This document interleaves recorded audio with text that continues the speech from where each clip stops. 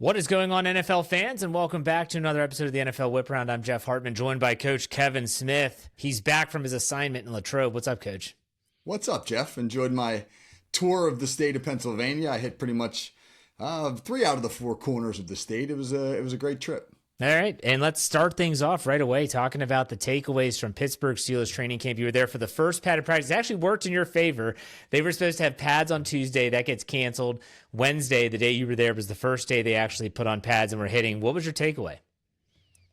I think a couple things. One, there's a lot of excitement around this franchise. That I've been to their training camp 4 years in a row now. This was the most crowded. It was the one where the crowd seemed to have the most enthusiasm. They're just amped up because there's a sense that maybe this Pittsburgh Steelers team could make a run. I don't think that the team has felt that way since Ben Roethlisberger was the quarterback, or at least the fans, I should say. And the other thing is the defense is really good, and the offense is going to take a while. And I think that that's true of most teams right now, especially teams that have a new quarterback like Aaron Rodgers in Pittsburgh.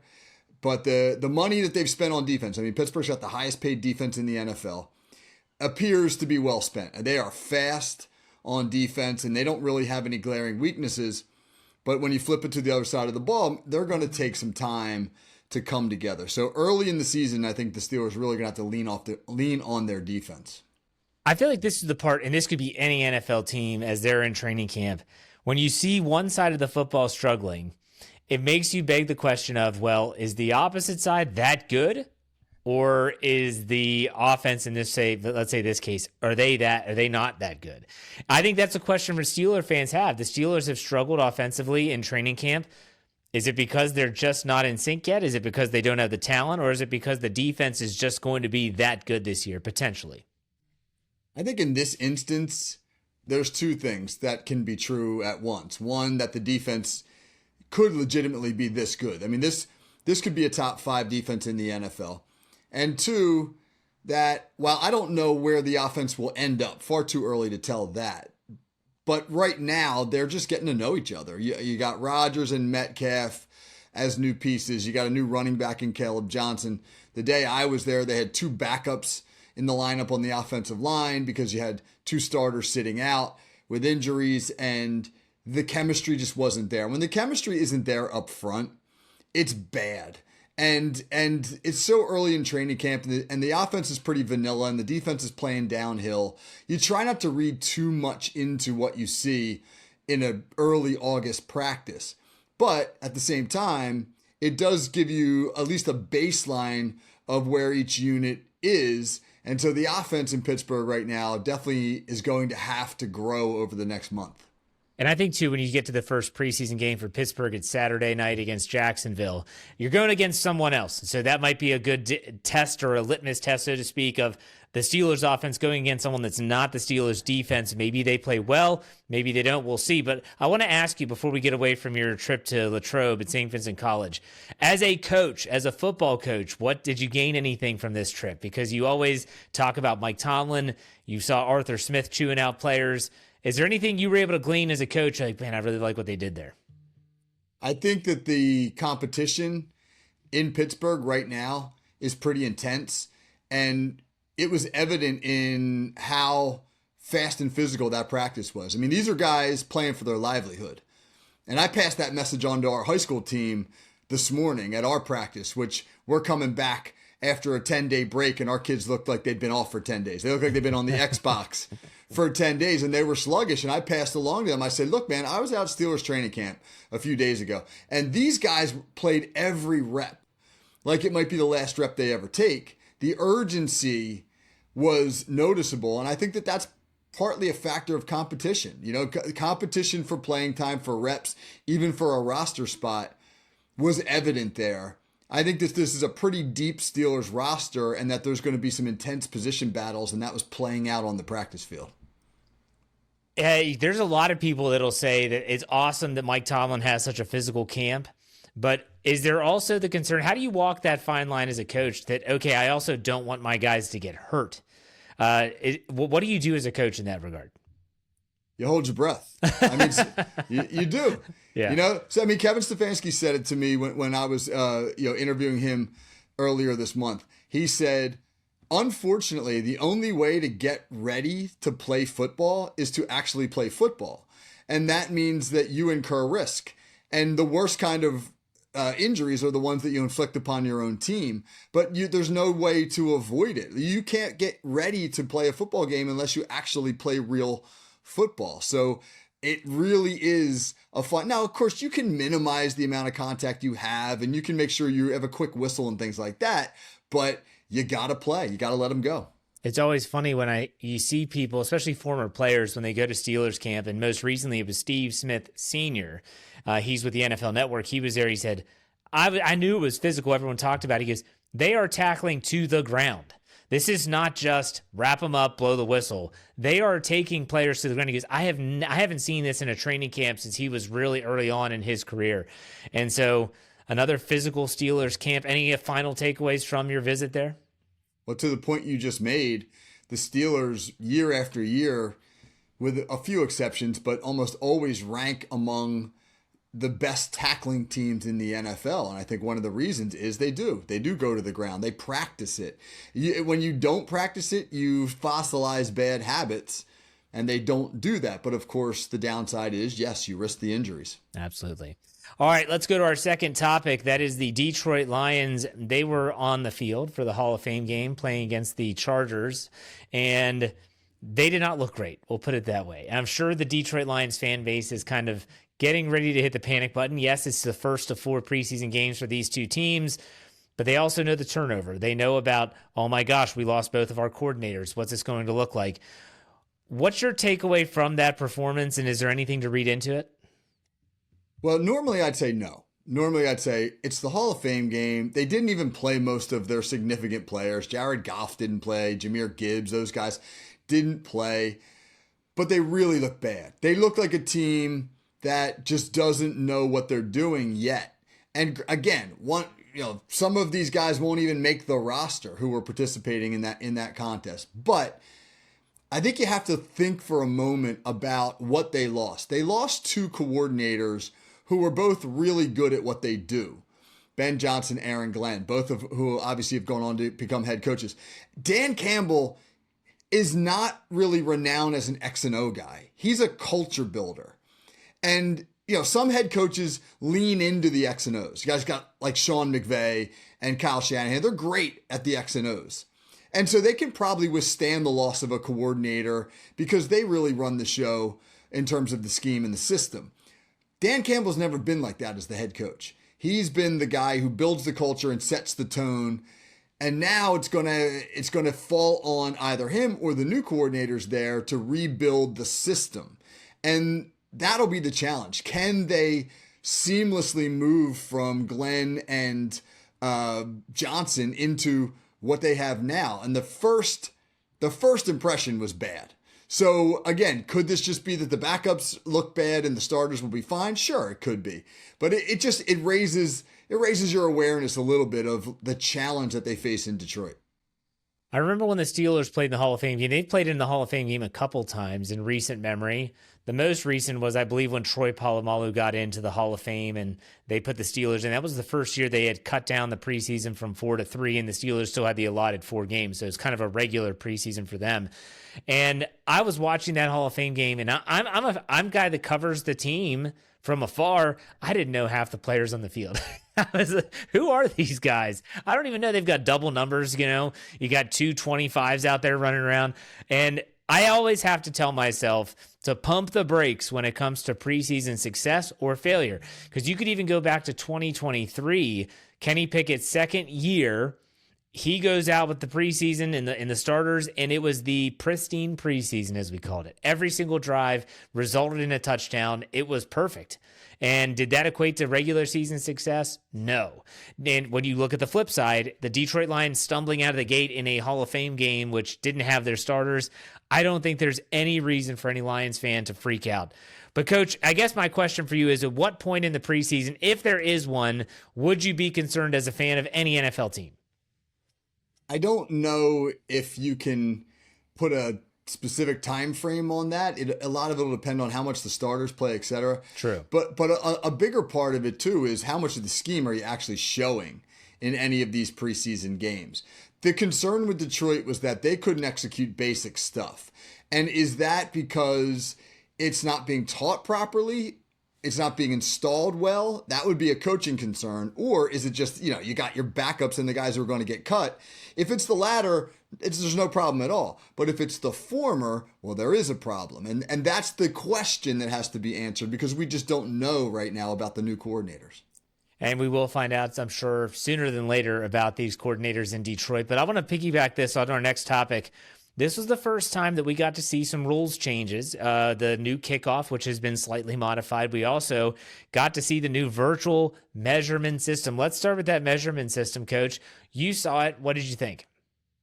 It was fine. I mean, it doesn't leave any room for error. Yeah. You don't have like these guys stretching out the chain and did they pull it all the way? And you get these little controversies.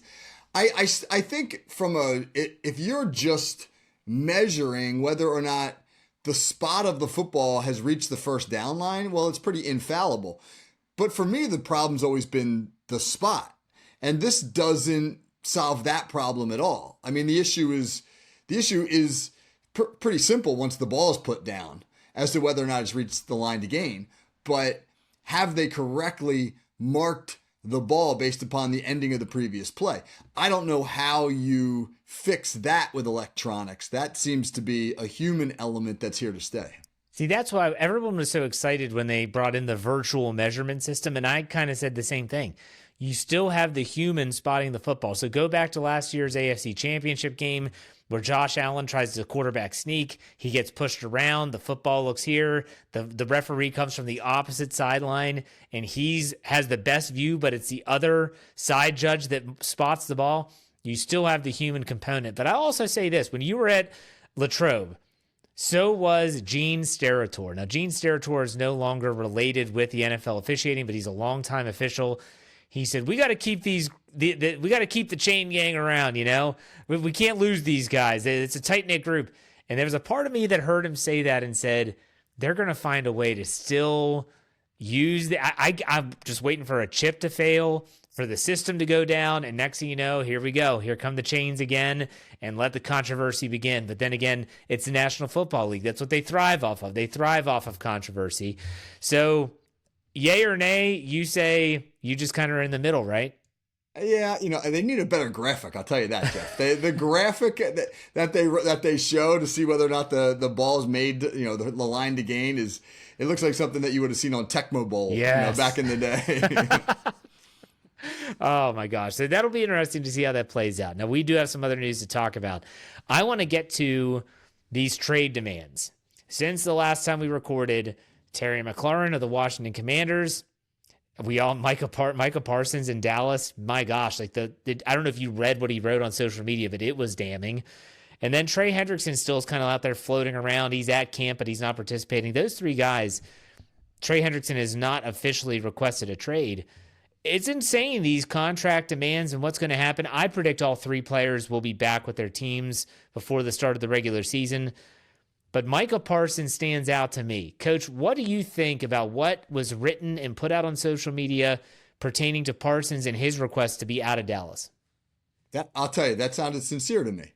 And it sounded sincere because, one, Jerry Jones has taken this crude and really juvenile public tactic of negotiating and trying to downgrade the importance or the value of the player in which he's in the negotiation with. And he's talked about how the fans were chanting "Sign Micah," but they weren't as loud as they were when they were chanting for CeeDee Lamb.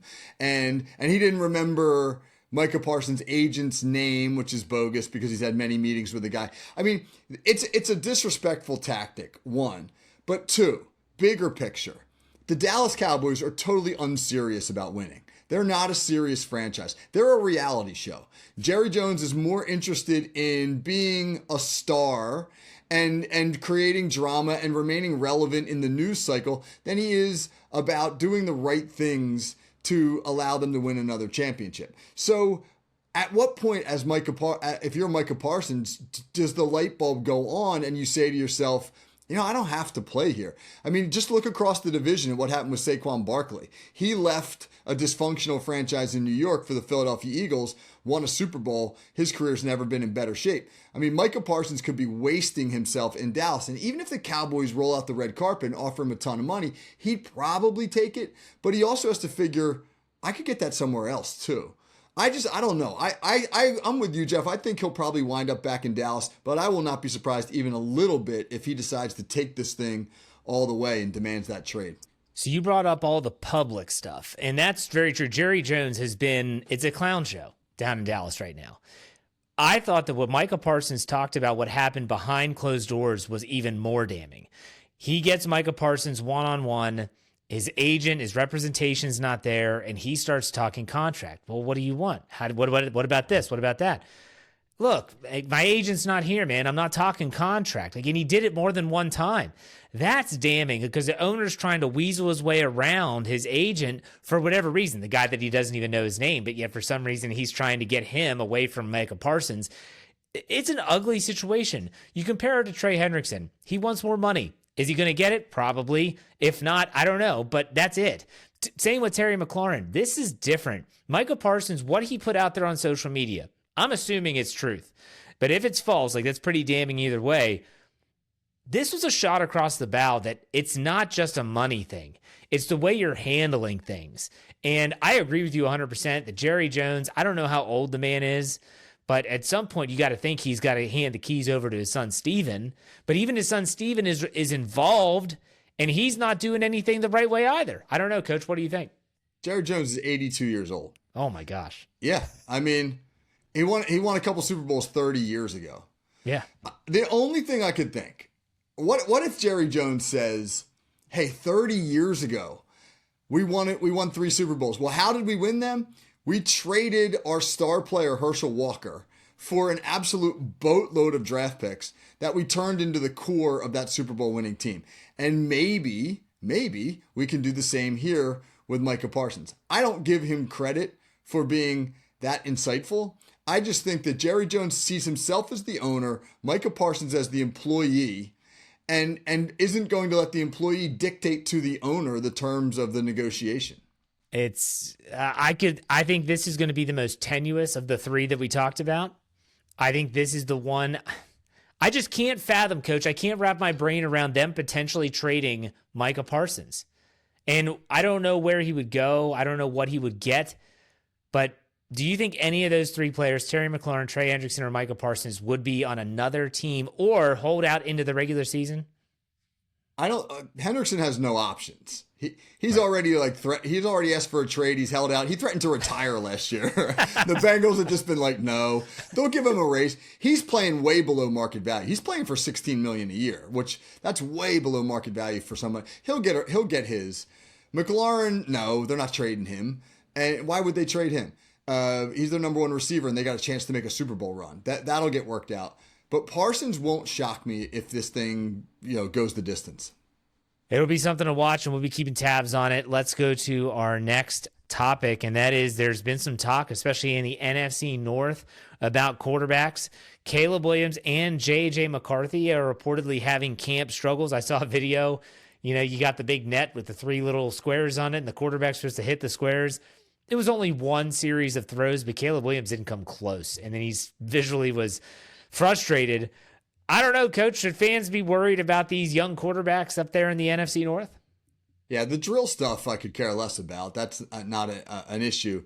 But there is an awful lot of discussion about how long it's taking Caleb Williams to pick up Ben Johnson's offense. And Ben Johnson's offense is pretty intricate. They do a lot of shifting and motioning and unusual formations and gadget plays. And I don't know how he structures it, but if he's putting a ton on the quarterback's plate in terms of either directing all of that, orchestrating all that, or reading defenses, etc., then it won't be surprising if Caleb Williams is struggling, because he struggled with a more remedial system last year with the Bears. That one, to me, is worth kind of thinking like, maybe there's something here. The JJ McCarthy stuff, I don't think you can read anything into that until you actually see him play. You got to keep in mind, he's going up against Brian Flores' defense in practice every day. Brian Flores is a mad scientist with the blitzes and the exotic looks. If you're a young QB and you're not confused by Brian Flores, then that would be the thing that's surprising. So I would temper my worries about him.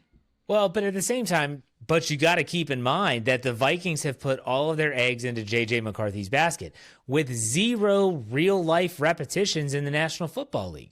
I was down on the Vikings last year when they got Sam Darnold, thinking that they're not going to be able to make much out of this guy, and I was wrong. I'll be the first to admit that I was dead wrong on the Vikings, but Sam Darnold, while he does have physical tools, he was drafted very high in the draft coming out of USC. He also had a lot of experience all across the league, whether it was in New York, down in Carolina.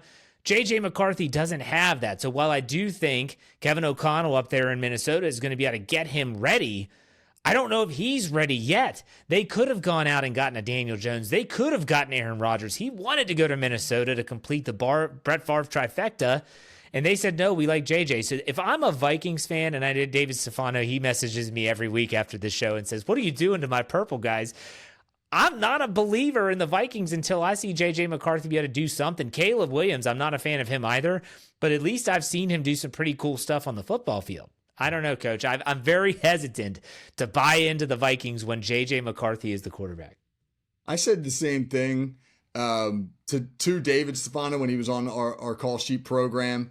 And he feels very confident. He feels very confident because he's a very optimistic Broncos or Vikings fan. Yeah. But yeah, those worries are legit. And if he gets hurt, the backup quarterback room is I mean, there's not a proven player there. So they are absolutely putting all those eggs in the McCarthy basket.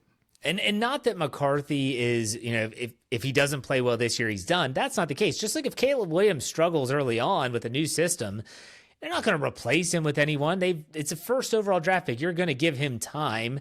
They gave Justin Fields time in Chicago. I would expect the same to be given to Caleb Williams. But at the same time, this is going to be interesting. This NFC North, these young quarterbacks, I should say. J.J. McCarthy's not a rookie, but a first-year technical player. And so we'll see. Any other thoughts on that, Coach? I think that Caleb Williams, if he struggles, is simply going to confirm the theories that we all have that the quarterback position in Chicago is cursed because they haven't had a franchise guy since Jim McMahon in the 1980s. Goodness gracious. That is okay. That says everything you need to know. That's everything you need to know. All right, let's finish this up with a player profile. You want to talk about Zach Allen of the Denver Broncos, who just recently got paid, I do believe. Coach, let's go ahead. Yeah, Zach Allen got paid $102 million over 4 years. And this is a guy I think a lot of people don't really know much about. He's quietly established himself as one of the best interior defensive linemen in the NFL. He had 8.5 sacks last year, which, for a 3-tech guy is pretty darn good. And he led the NFL in snaps for defensive linemen, which speaks to his durability. And, Denver's quietly built themselves a really good defense. They got Dre Greenlaw, Patrick Surtain. I love the draft pick, Jahdae Barron, out of Texas. He'll be their slot corner. Allen was a second-team All-Pro last year. So a lot of attention gets paid to Denver's offense with Bo Nix and Sean Payton orchestrating it. But I think defensively, they've built themselves a group that will be able to combat Herbert and the Chargers, Mahomes and the Chiefs. I mean, Denver, I don't want to get too hyped up here, but I mean, they could push Kansas City for the division this year in the AFC West. Bo Nix is going to have to step up for that to happen. And then he's going to have to avoid the sophomore slump. But I will say this. I agree. You talk about the player profile, and his name completely escapes me currently. Zach Allen, I'm sorry. You said he's kind of like an under-the-radar guy. I feel like the Broncos' defense is under the radar. You said it. They're legit. They have a really good defense there in Denver. No one's talking about the Denver Broncos. Not in the AFC West discussion, not in the AFC discussion, and I'm not here to say that they're going to be in the AFC Championship game, but I'm not about to say that this team's going to be awful. I think their defense is going to lift this team up and carry them just like the Pittsburgh Steelers have done for a very long time. Yeah, and I think that it adds to the intrigue of the AFC, which is very deep. There's a lot of really good football teams in the AFC. It's going to be a bit of a war of attrition to see who can kind of come out the healthiest. I think when you get to December and January, that's going to be the story. Which teams are healthy and healthiest enough to make a run? All right, Coach, it's been a great show. I want to give you an opportunity to plug what you're doing for the Call Sheet Daily here on the Pro Football Insiders podcast network. Yeah, we're doing some great shows on every day this week. Tuesday, today's show is about what's wrong with youth sports. I was just at an AAU basketball tournament over the weekend and saw just an awful lot of people behaving badly. And we're kind of doing a show on that. We're flip-flopping our Whiteboard Wednesday and our State of the Franchise show this week. State of the Franchise will be on Wednesday, Jacksonville Jaguars. And then my guest on Thursday for the coaching show will be Zach Davis, who is a Fans First contributor here, a longtime football coach. And we're talking about team building and culture. So that's going to be a great conversation. Youth sports. Wow. Like I could do an entire hour on what's wrong with youth sports in today's.